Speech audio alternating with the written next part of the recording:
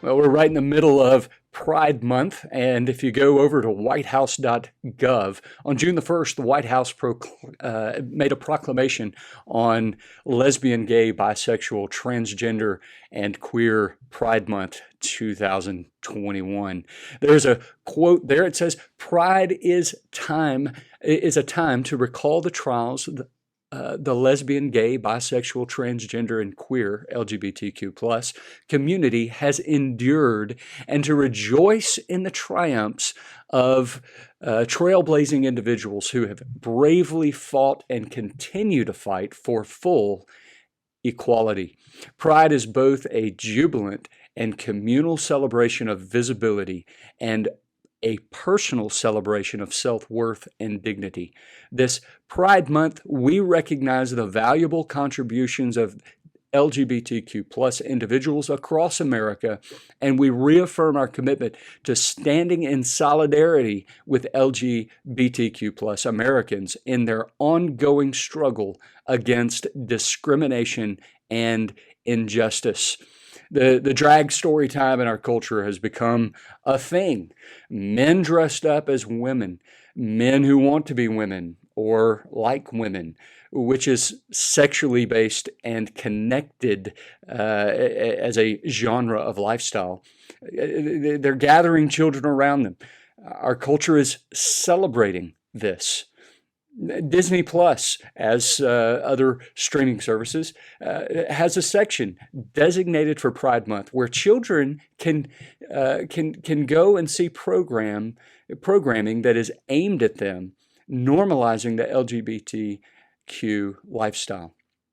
President Biden chose not to give a tribute on D-Day to vets for their bravery, but instead he said, "To transgender Americans across the country, especially the young people who are so brave, I want you to know your president has your back."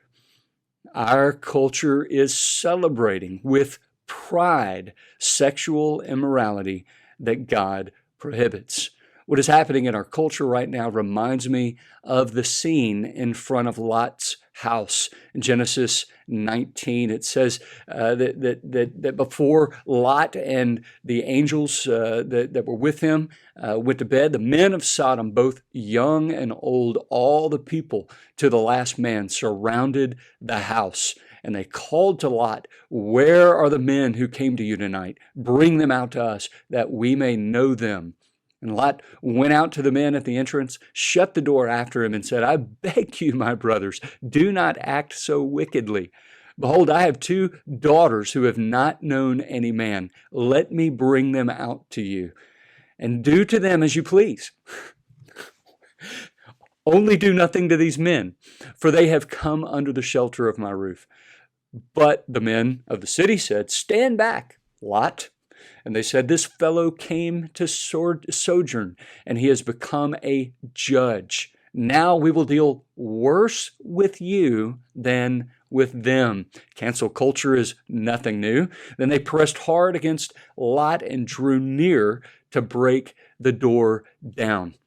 Now our culture, at least in the virtual public square, is beginning to apply this kind of pressure on anyone who believes that God is creator, that the Bible is an accurate account of who God is, and that God placed a prohibition or a boundary around our sexual lives.